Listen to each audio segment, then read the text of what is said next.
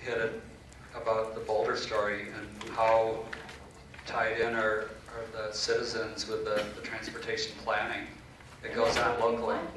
We want the citizens to be involved. We want a good strategic plan that meets our needs, and then we start with the process, the action pieces. Right, and I think if the bridge and the mobility issue were not, they are mutually exclusive, I really see no need to stop it. I think I've had complaints of, you've had so much process, just let's get on with it. It's going to be a 2.5-year environmental process. We're 16 months into it. We've about 14 more to go. It's going to be, we really want this to be a really good addition to the city. And I really believe that it is. And I think we get a lot of good input when we have just a bridge meeting. And I know that the mobility issue is really, it's stressful for people. I think that's a lot of who's here. The access control plan, certainly, that led to some very concerned citizens, especially with the pad ideas for downtown. I think there's a lot of emotion around those things, but really, the bridge project, we're really trying to do the right thing and make it just a better amenity for the city. Jim, you had a comment. Well, I think, what I'm seeing in the conversation is some agreement among community members here tonight that they'd like to take greater charge of their own fate and areas of planning and integrated planning. So I think you should hold on to that and make that happen. It seems like something that can come out of tonight. The point about speed is a good one. You've got me kind of interested in that now, because there are communities in Colorado that are sort of ruthless about it. If you speed through Netto, you will get a ticket. Now, Netto is a smaller town, but they have a similar problem to what you do, which is that they have to pass through traffic, and people are just getting to wherever they're going on the other side of town. And so I think that's an interesting subject. We need to look at that. On the CDOT thing, I'm sympathetic to these guys. I worked at DOT for 15 years. Before I left to discuss, that was 25 years ago. But still, the DOTs, and if you said in Europe that the transportation department doesn't do land use, people would just wonder what language you were speaking, because the land use is what matters and the community is what matters, and that is broken. It is broken across the country. This is a better DOT than most of the ones we work with, but it's broken here too. And it's really been hard to change, and it's going to take some more years. So I think we're just going to have to kind of live with that problem for a while, be thankful for the good local staff, and I do think the key is for the community to have a really clear idea of what it wants and what its plans were, and that puts you in a stronger position to deal with this force that's the state DOT. So that's how I would wrap that whole part of the discussion. Because I want to make sure we don't lose another topic you brought up, which is this idea of, a more comprehensive strategy. Because a lot of people have brought that up. And it was interesting hearing from people, it's tough as a car moving through Glenwood. It's tough as a pedestrian. We do have to move people through Glenwood. We also heard from commuters who live in Newcastle and say, yeah, well, at the end of the day, I don't necessarily want to speed through town, but I do need to get to work. So we have these challenges of movement through our town. East-south, or east-south, north-south, east-west. Sometimes east-south, you never know, you might be curving. So let's think out of the box for a minute. Let's set these projects that we're talking about tonight aside, and I'd just be curious to hear what are the needs or opportunities we could address with a broader, more comprehensive transportation strategy. Again, setting aside these projects that we're talking about, what would we be looking at? Jim, I want to start with you because you've done a lot of it. Actually, John, you look like you got something you want to say, and then Jim will go to you. I want you to ask the public. That's what they came here for. John,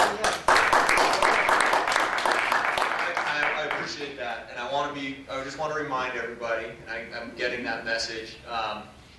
We're really tried hard to take the questions that a lot of people gave us through a day's worth of feedback and input. And so these questions that I'm asking came from that. And not everybody is the type that wants to stand up and be very vocal. You are, and that's good, and other people are. But I also am trying to make sure we get through some of these questions that came up over and over again, and Cheryl just asked another one. So what I'm trying to do is make sure we get at some of those. So if you guys want to comment on that, that's perfect, and we're going to keep moving around and getting people to give input from the room. So thanks. Did you want to? Can you answer that question? I'm not sure. Let me be quick, because I do think the best part of this is the conversation with the citizens. We are missing in Glenwood Springs the bicycling wave. Skiing is not a growth industry. We all know that. A lot of the things that people do, I go on backpacking trips to places I used to go where you had to get a permit because they were crowded and I'm the only person out there now. So, things are changing. Bicycling is growing. Last week I was in town for a day. I've never seen this many bicycles in Glenwood as I saw last weekend. But you're kind of missing the boat. Communities in the West have realized that one thing the boomers and millennials do have in common is a desire to use bicycles to get around. And it's really hard to do that in Glenwood Springs. So I think that's an opportunity. I think the whole question I would have about transit is what comes next? What comes after BRT? What happens next? What do we do in Glenwood to actually get good local transit? I mean, you worked really hard on that, and yet your service still today with Ride Glenwood Springs. Good service, no criticism, but it's not as much service as you need. I think those would be the opportunities that we haven't tapped into. But again, I think that would be about the community dealing with internal access and circulation, making the community a richer, stronger place. Neither of those things are really going to do that much for the passenger. I have a comment and a question. Right now, just kind of getting back to the speed and getting across Grand, I wanted to say that could CDOT show some support and some sympathy and allow pedestrians to cross Grand Avenue now in downtown without waiting and waiting and waiting so all this traffic can go through. Obviously, the traffic is the priority, not the tourists and the pedestrians and the residents. When the light finally does turn green, we really have to rush across. God forbid we should be disabled. We would not make it across the street. If somebody should not think to push the button, you don't even get a walk. So it's really serious. We cannot get across Grand Avenue. My question is, does the access plan eliminate the one and only pedestrian-controlled stoplight that we have that Alice was crossing back and forth in a dangerous way? Which one is that? There's only one. There's only one, I think, in the whole 82 corridor. So that one's actually, Sarah Park. that actually triggers, it actually It triggers. actually triggers. It's the only one that Is does. that in the access plan or out in the new access draft? Good question. In terms of the pedestrian signal, what the team thought was to actually use it for both sides of not only pedestrians, but also the vehicular to get across 82.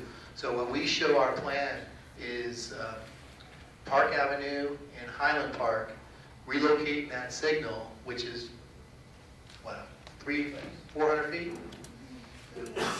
So it would be able to use, so vehicles can use it as well as pedestrians. So realign Highland Avenue and Park Avenue and make it one intersection. Okay, so we have a question back here, and Yes. then we have a question here, which was asked previously. It's right there, and then we have a question there and there. So we're going to keep moving through, and then we have Bruce back here. Okay. Yes, I would like to get back to the basic question about the bridge. The objectives for this bridge, when they were originally put out, were to either rehab the bridge or replace the bridge. That's now expanded into redevelop 6th Street, relocate the bridge, and hopefully not move the town. I'm very much concerned that the design that's come up in the initial stages is inappropriate to the size of the town. And I feel like I'm in a bad position to criticize it because there's been no model of that.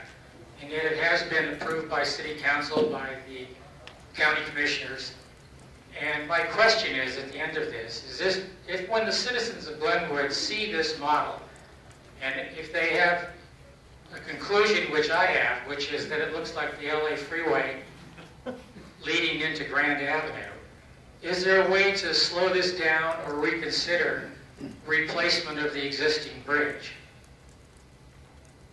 That's a question, Joe. Yeah, I wasn't sure if you were finished.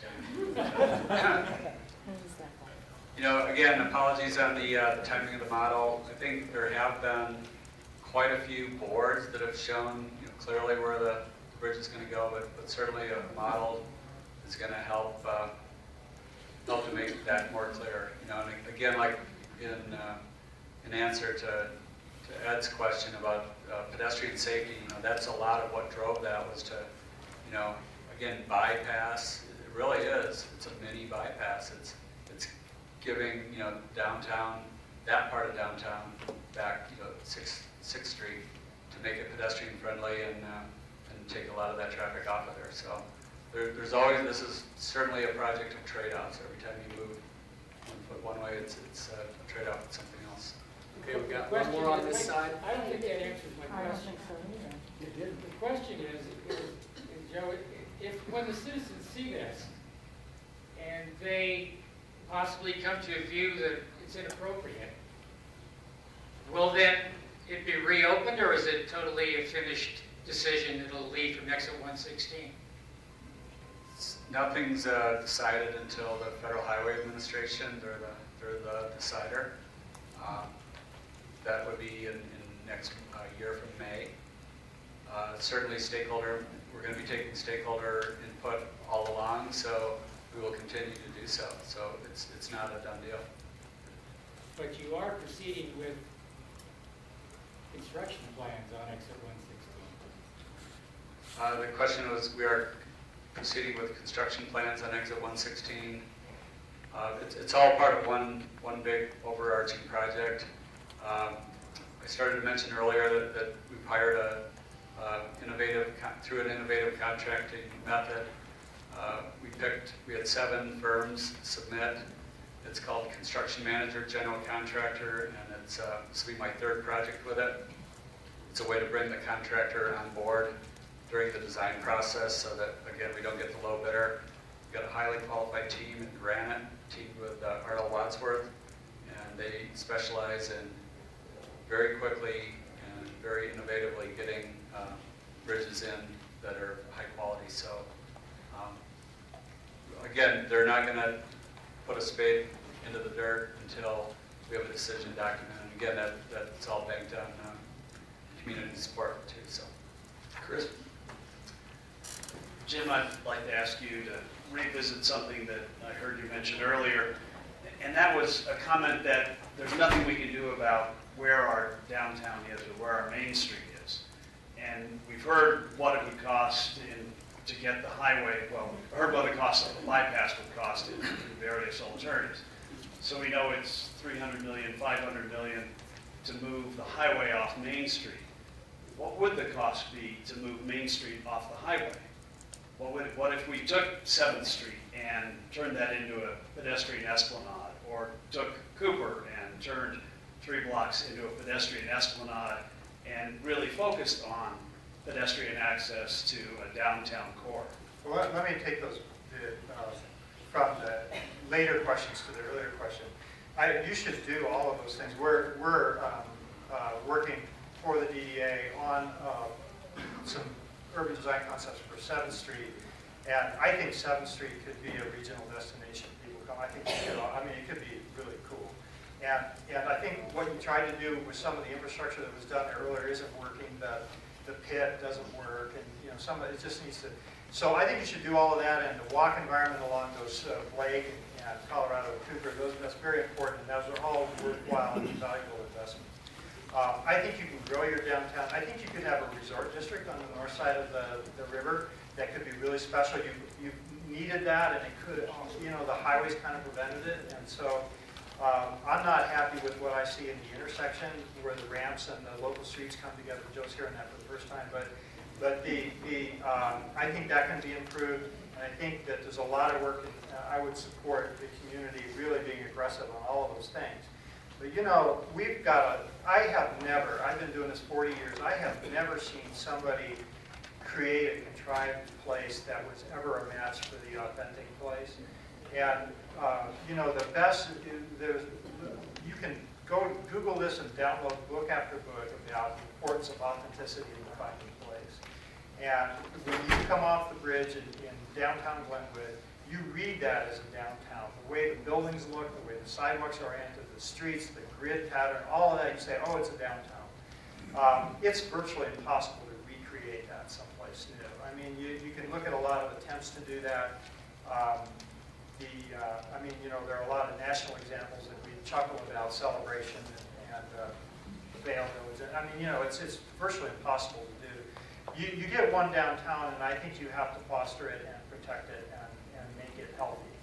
I also think, and I know this is not going to make me a popular person of the year in Glenwood Springs, but I think that to some degree, economic reinvestment in Glenwood Springs has held on because you have these big decisions that just never seem to get made. And I think that the investment community, half of our work is in the private sector, we're in private sector developers. And private sector developers hate risk. They just do everything they can to lower risk. And I think that your downtown, I have the sense, when I did it again today, I walked up and down, walked into the stores, tried to look at what's on the shelves, and talked to the clerks and the managers and stuff. I have the sense this downtown is kind of holding on by its fingernails. And it doesn't look, to me, and yet downtowns across the state and across the nation are thriving, are booming. And so no, I wouldn't try to move downtown somewhere else. I would try to make 7th Street happen. I would try to make the existing downtown stronger and healthier, and I would try to make a resort district happen on the north side of the river so that people could walk from their hotels to the pool and so forth. But I don't think you could move your downtown. It would just fail. You know, I was just curious as how sensitive was CDOT when they decided to do the plan of the bridge? After all, it is kind of our heart to Glenwood Springs. Did they take into consideration about the Colorado Hotel, the Colorado River, the train station that shows up so well, and the type of our community and how it looks? Were they sensitive, or are they going to plan on setting some, like the mousetrap in Denver in here? I guess I'm really concerned that our quaint little town will be changed forever and look like some metropolis from the Jetson era.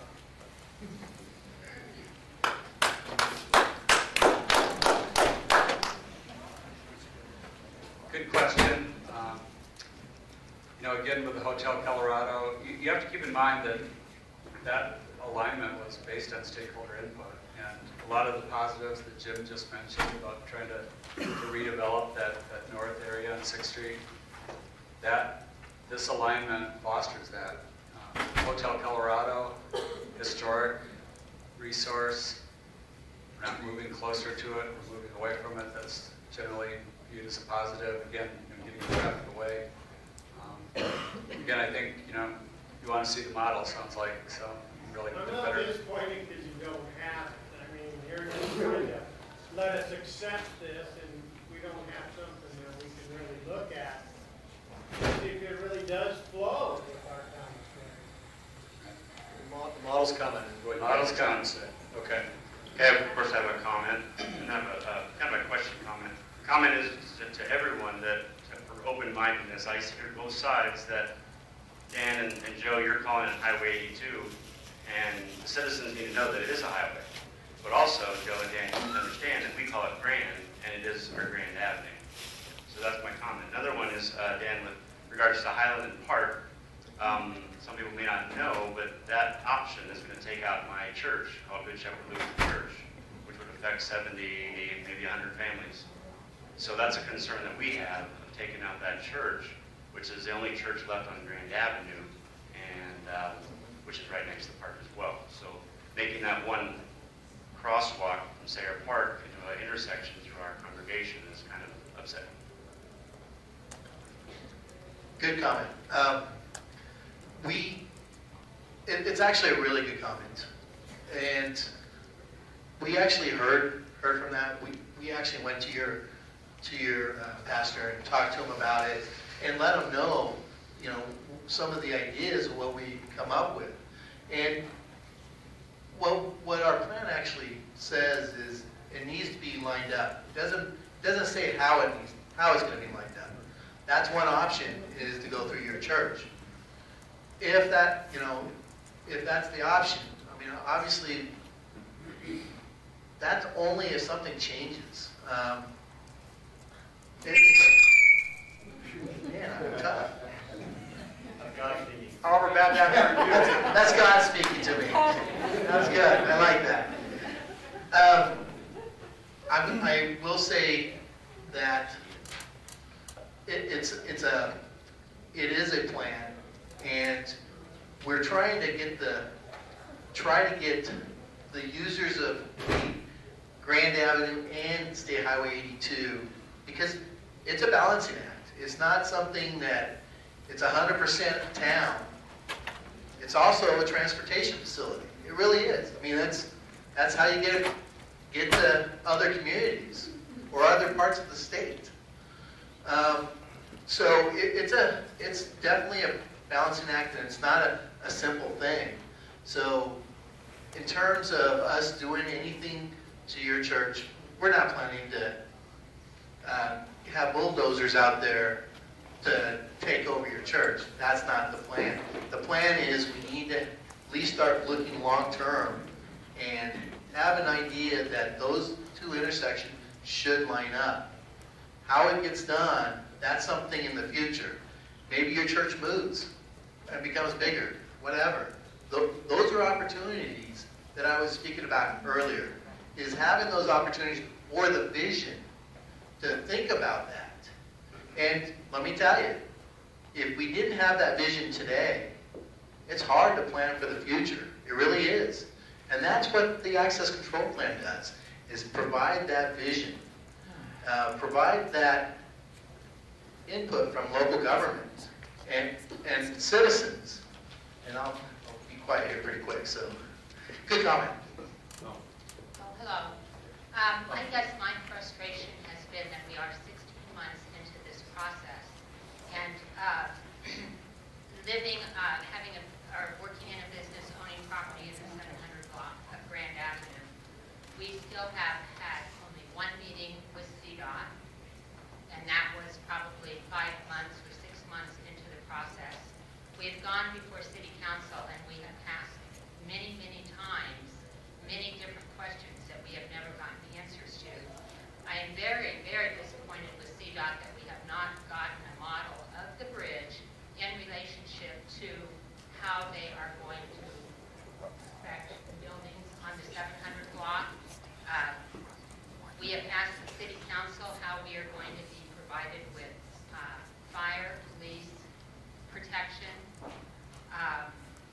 We haven't gotten answers to any of our questions. We've seen conceptual designs which don't show the relationship of the bridge in the relationship to the buildings.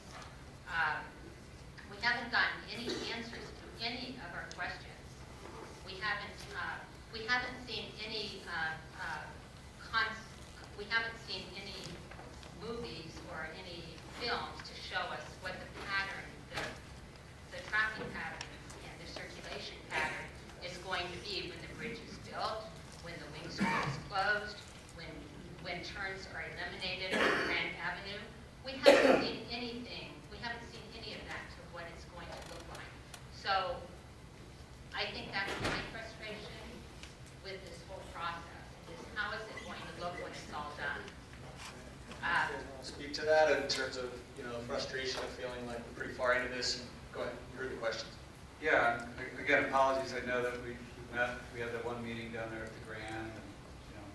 And, we have had meetings with the emergency services to talk about those various issues. So we can follow up with you this week or next week to have a one-on-one. Is that acceptable?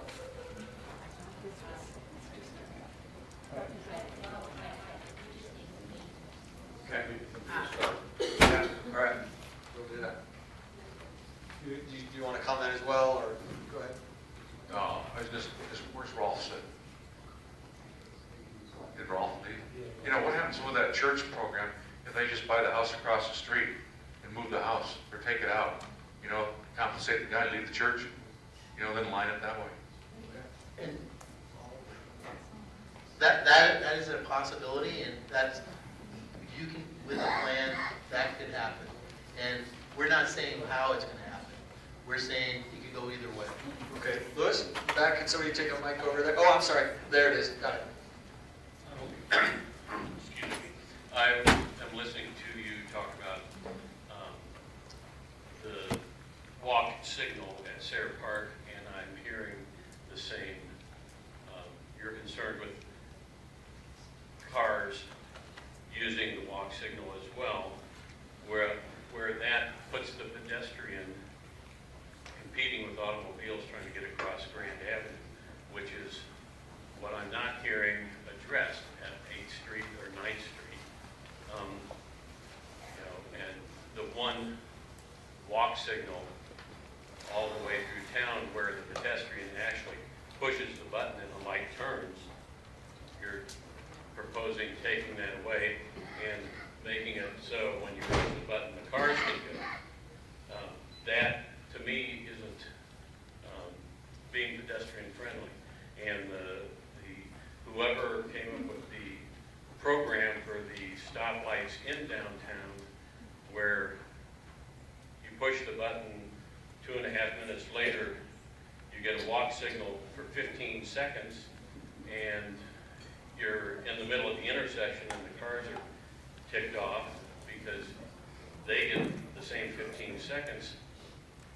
It's not working. And nothing that I've seen in the access plan addresses that at all. So really there's two questions there, I think. One is concerned about as we lose signals along Grand, and tell me if I'm getting this wrong, just go, wait, no, you're not getting it, is we lose signals, if we lose signals, doesn't that impact the pedestrians' abilities to cross? And secondarily, more just around the programming of lights and you know, maybe try and shed some light on that. And why do we have to wait for the bridge for that to happen? Sure, why do we have to wait for the bridge for that to happen? Which I think maybe goes to what you've been saying, which is you don't, because they're different processes. So if you can speak to that a little bit. Okay. In terms of Sayre Park and the pedestrian issue, we definitely understand that there needs to be pedestrian abilities to cross Grand Avenue, and that the signal needs to be for pedestrians. We definitely understand that, and I think we can design it that way, where it is allowable that pedestrians can get in there and walk across the highway safely, as well as using it for cars to get onto 82. I think there's the ability to do that. The other question was? Just the challenges of crossing Grand with the current programming of the lights. Timing, the signal timing. That is probably one of the more challenging things, is figure out what the timing of the signals are. That is, I don't know if I can give you an answer. If we can, I know we can look at it some more and provide better timing. It used to be better. Why is it bad now? It used to be better for pedestrians. You changed it, change it back. Okay, Jim, why don't you speak to this? Well, it's a reasonable point. So some of the most progressive large cities have gone away from pedestrian buttons entirely.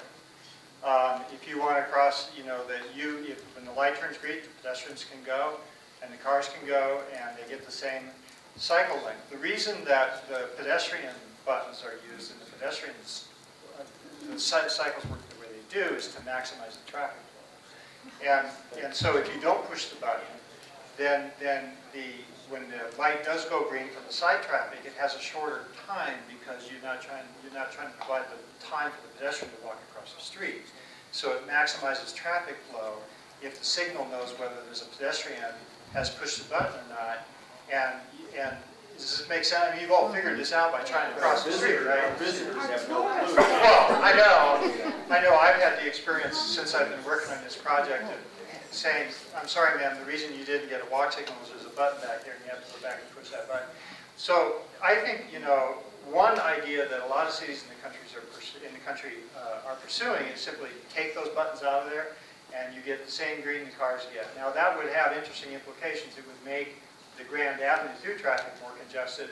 It would actually benefit the side flow traffic a little bit, the local circulation traffic a little bit, which could have some interesting impacts on like some of the local streets and stuff. I'm not sure. So there are things you can think about doing that are not illegal. So, right? there's something we can do about that. Yeah, I mean, I think it's an interesting challenge, and it'd be interesting to hear. I know probably what you're thinking, but what do you think about that? It's kind of like the bridge. Everything's got a trade-off. It really does. So it'd be the trade-off in that case would be increased congestion on state roads. Sure, there'd be more congestion. There'd be more people using the side streets, more through traffic, trying to use local residents, and we'd be back here trying to change it again. But which goes back to the theme of these are trade-offs a lot of it. Yeah, and I think it goes back to the whole theme of transportation planning and really getting that grassroots interest at the local level. Okay, great. The next question is in back. Right. Yes. I attended the demonstration that CDOT put on with the poles for the size of the new bridge, and at the time of the demonstration, the CDOT representative couldn't even really explain to us where the bridge would drop down, and I don't think the average citizen in Glenwood is really aware of the massive size of this bridge and how wide it is and how close to 8th Street it drops down. And I was wondering if you could put a paint strip across the Grand to show where it really does drop down, and maybe paint some strips along the sides to show people how big it really is and how close to the buildings. Someone mentioned when I went to the demonstration about the trees that are planted down there. And the CDOT man said, oh, those have got to go. I mean, it was just automatic. No tree, those trees were not going to be there. So is there anything you can do to make it clearer to the citizens, the true size of it? Well, certainly. And it's roughly about 50 feet. But again, closer to the intersection, this is another one of these trade-offs of, the very first public meeting, there was discussion about, can you clean up that area near 7th Street, where we have half a dozen parking spots under there. It's pretty dingy and dirty.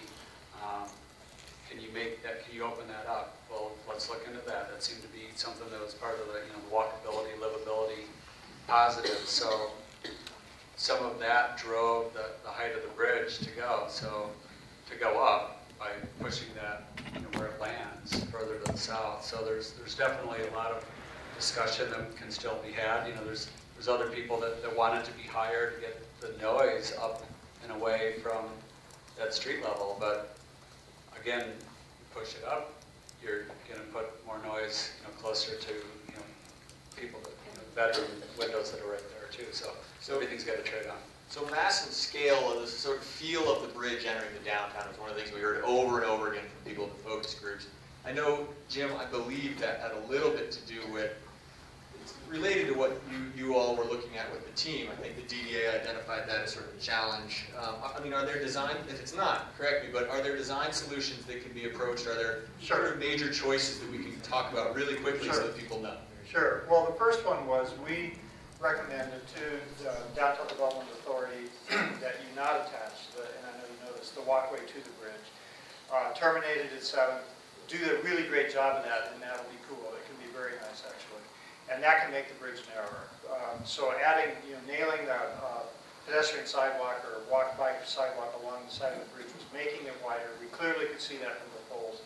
And so that was, and the more we looked at that, the more excited we got, because we thought, well, that current bridge is, is great that Glenwood did it, but we can improve on that. And how 7th Street, how it touches down on 7th Street and what that looks like, that could be better.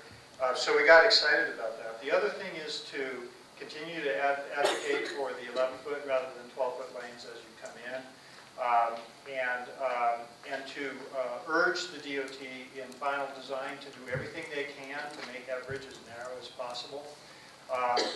There are, I'm not an expert on bridge design, but there are a number of places where there's 4 feet for this and 4 feet for that. And if you've got, it sounds like an innovative design team, really try to squeeze that and make it narrower.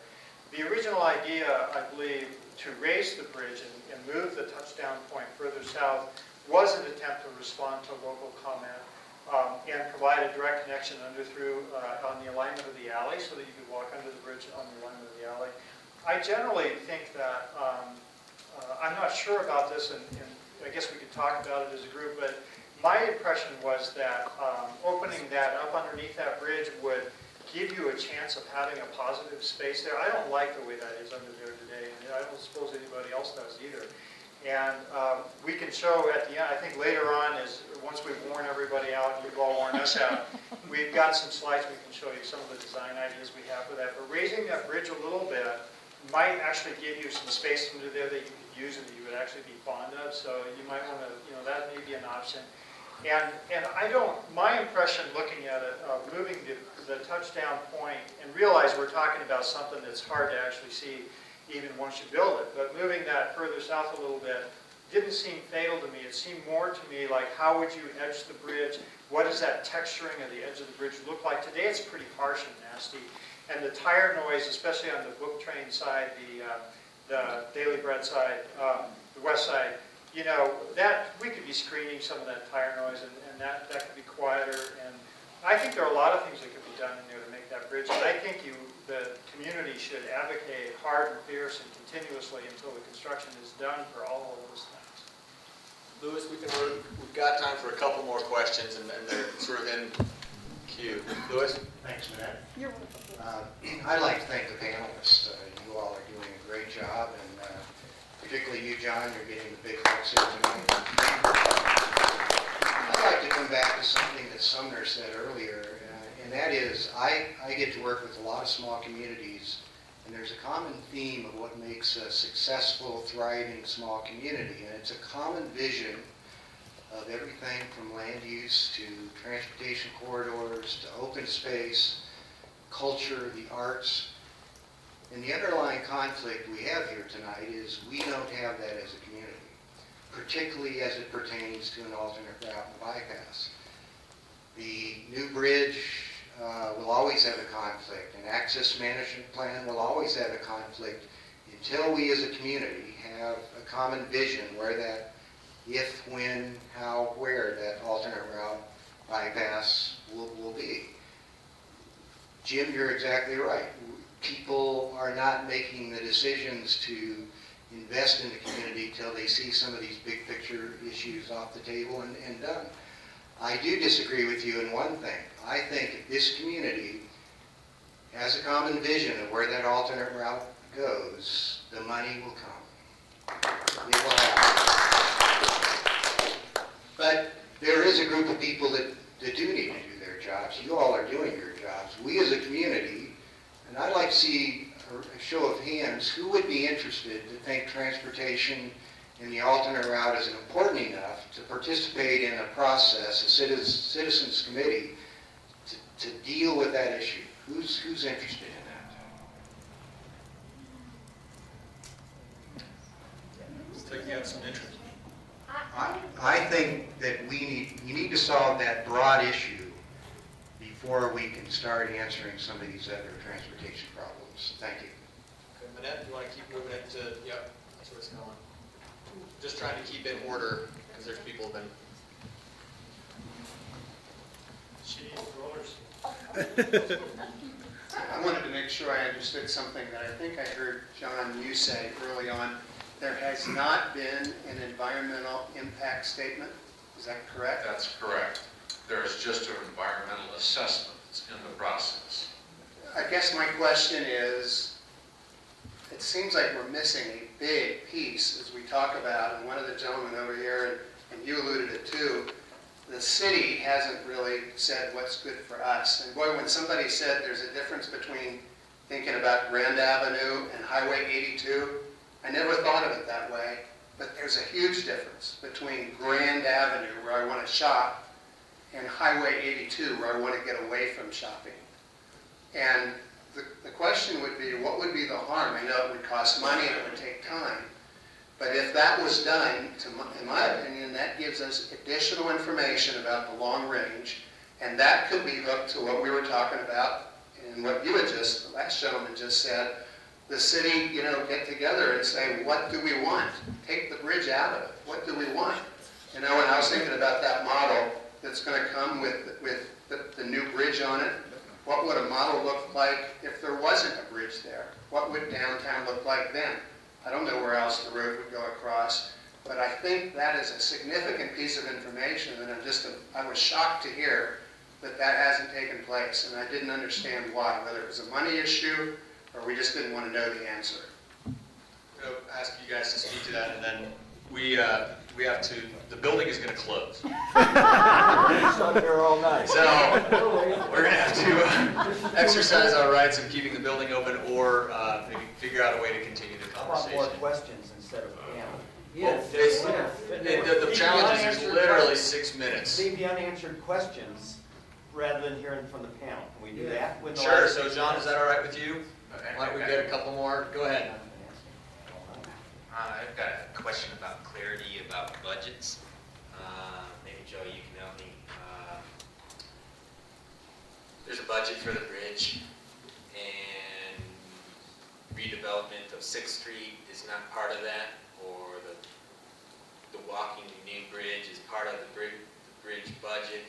I'm just trying to follow the money here, and I think there's going to be a ripple effect of whatever happens, and how do we anticipate the ripple effect, and where are those budgets going to come from? So maybe you can help me. That's a good question. I'll tackle the Pet Bridge first. That is something that, as long as we have it into the environmental assessment right now as an alternative, if it passes as a preferred alternative, then it would be funded by the Colorado Bridge Enterprise. We are multimodal. The 6th Street is, what we will do is that will no longer be State Highway 82 anymore. That'll be a local road, so it'll be a local issue.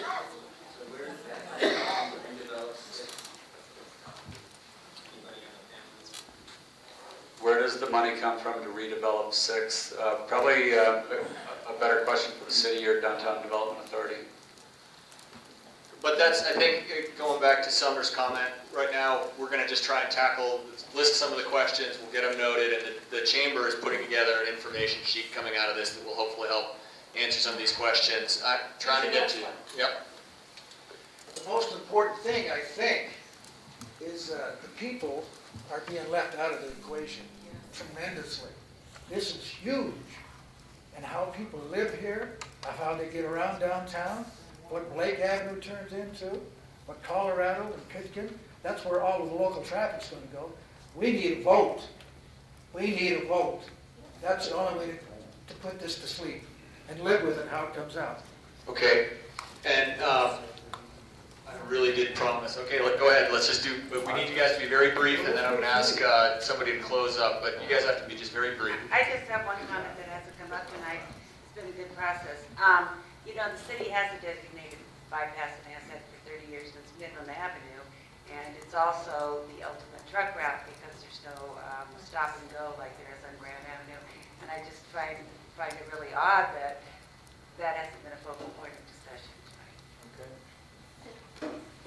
Lynette's got the mic. Oh, the mic holder is coming to the last question right here. Here it is.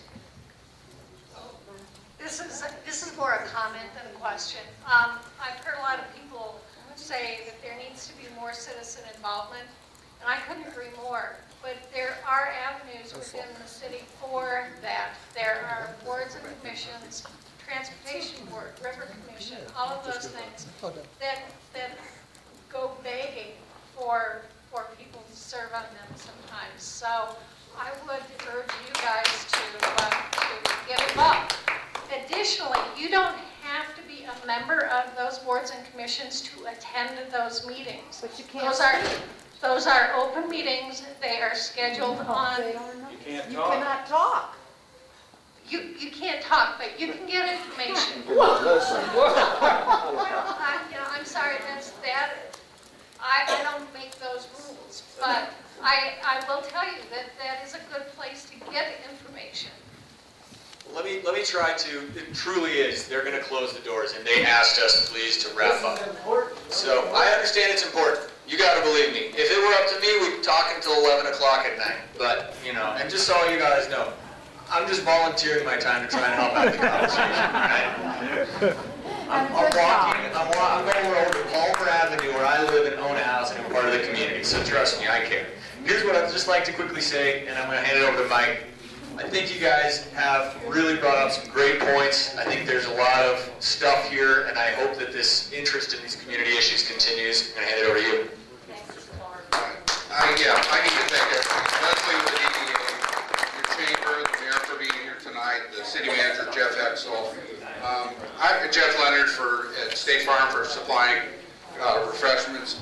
And I'd like to say this is exactly what we had planned on, was to have a meeting where we could have a lot of questions and hopefully get some straight answers. Obviously, there's a lot of work left to be done. We want the community, we encourage the community to get involved and start. Pam, it's just you at the meetings. It's not everybody. It's just you. Oh, I didn't realize. So yeah, so sorry. So anyway, this is a great group of people. You know, we are a great community that can come together and work on solutions. And so everybody stay engaged in the process, and I think we can work through this. And let me see a show of hands. Who wants another meeting in another 30 days with more answers and questions? Less than 30, Mike, less than 30 days. Okay. I wish I'd have brought a model tonight. It seems like everybody wanted to see one, so. But anyway, the model is available, and you will be able to see it within a matter of days.